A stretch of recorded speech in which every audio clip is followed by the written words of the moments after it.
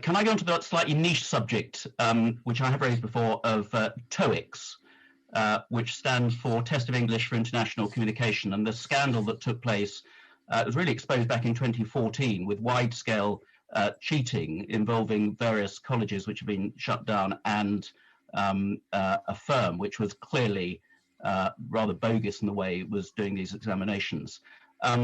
There were a number of people innocently caught up in this. Many of them have been left absolutely high and dry, with no status in this country at the moment, and with no recourse to appeal. Obviously, there were people who were guilty, and they have been quite rightly dealt with. One of your predecessors, Sajid Javid, did offer to look at this back in 2019, which came as a great encouragement to many people who've been caught up in this limbo position, because the only recourse they have at the moment is to go to court, and they just don't have the money to do that. Will you now please have a look at this again and bring this to a resolution one way or the other, so we can put these poor people out of their misery and give them some proper status and allow them to get on with their lives? Well, Mr. Lawson, thank you for this. And yourself and other colleagues have raised this in the past. I know we receive a great deal of communications and correspondence in the department about this issue. I think you're right to contextualise this issue in the way in which you have. It is yet another one of those legacy issues that we need to look at. I'll be very clear about this. We do need to look at this. I completely recognise as well and appreciate the strength of feeling that this issue has across colleagues, the cases, the individuals. And it is indisputable because there are examples where individuals have won appeals because they may have been innocently caught up in terms of a process.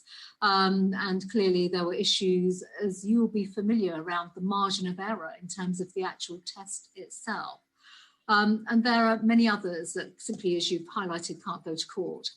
Now, in terms of where we are on this, I do know that there are currently 2 cases that are due to be heard at the upper tier tribunal next week, which will go right to the heart of this issue.